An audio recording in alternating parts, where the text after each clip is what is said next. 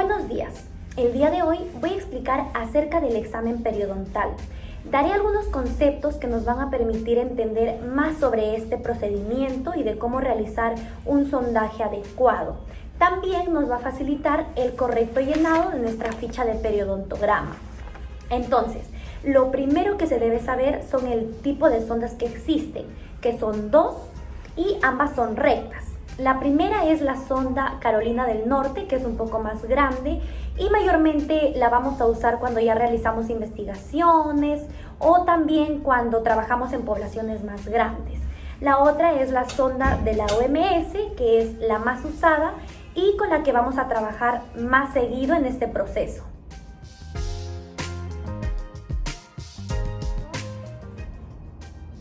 Ya sabiendo el tipo de sondas que existen y que en estos casos vamos a usar mayormente la sonda de la OMS, se debe considerar también las zonas de sondaje, que son 6 y en el maxilar superior son 3 por vestibular, 3 por palatino y en el maxilar inferior 3 por vestibular y 3 por lingual. Entonces vendría a ser en el maxilar superior disto vestibular o palatino, medio vestibular o palatino y mesio vestibular o palatino.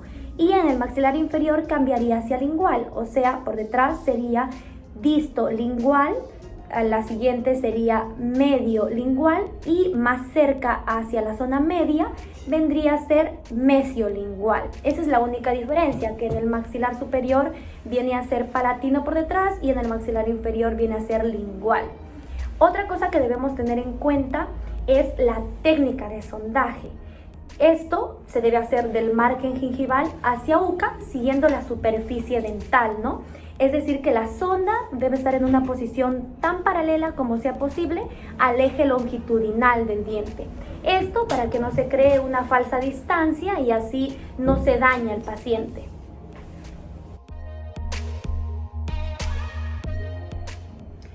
Otro punto importante a considerar son los sextantes en los que vamos a realizar este procedimiento y qué piezas comprenden cada uno de estos.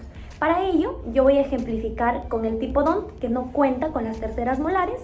Entonces empezamos desde la última pieza, que en este caso viene a ser la 1,7, o sea, el segundo molar superior derecho, hasta la 1,4.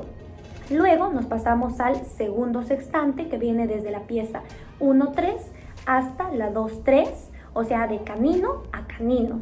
Luego nos pasamos al tercer sextante de la pieza 2,4 hasta la pieza 2,7.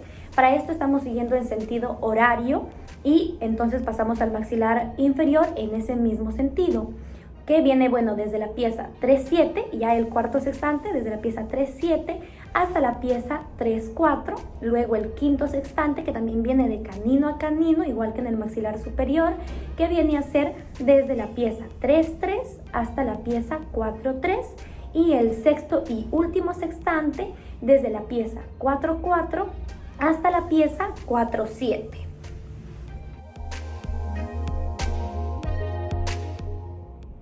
Por último, voy a hablar sobre las posiciones del operador, que son muy importantes y dependen de la zona y sextante en la que se quiera trabajar, ¿no?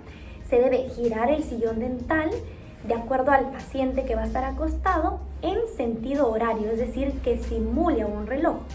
Suponiendo que el paciente está delante, esta va a ser justo la posición de las 12 hacia la cabeza y la posición de las 6 vendría a ser los pies del paciente. Entonces yo voy a dar algunos ejemplos de posiciones en las que se trabajan. La posición de las 9 viene a ser en este sentido, recto. Si esta es la posición de las 12, la posición de las 9 va a ser al costado del paciente y esta nos ayuda a trabajar el sextante 2 tanto por vestibular y palatino. La posición de las 8, que es ya más cerca hacia los pies del paciente, nos va a ayudar para trabajar por vestibular y lingual del sextante 5. La posición de las 12, que es justo como ahora me encuentro hacia la cabeza del paciente, nos va a ayudar a trabajar tanto para vestibular y palatino del sextante 2 y lingual y vestibular del sextante 5. La posición de las 10, que es ya más cerca hacia la posición céntrica, un poco inclinados, esta nos va a ayudar a trabajar por vestibular del sextante 3 y palatino del sextante 1. Tenemos a la posición de las 9 también, que nos ayuda a trabajar por vestibular del sextante 6 y lingual del sextante 4. Esta misma posición nos ayuda también a trabajar por vestibular del sextante 1 y palatino del sextante 3. Tenemos a la posición de las 10, que como ya dije, nos estamos inclinando un poco más hacia las 12.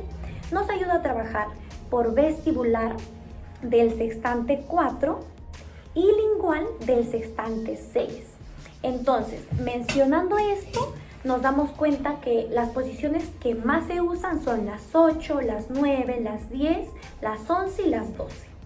Esta elección de la posición horaria se debe realizar tratando de conseguir en la medida de lo posible una visión directa, es decir, que la realicemos nosotros mismos. Y visión indirecta vendría a ser lo que hacemos con un espejo bucal, ¿no? También queremos un buen apoyo intraoral y que tengamos una buena iluminación. Esto con el objetivo de realizar un buen procedimiento y que el paciente tenga buenos resultados.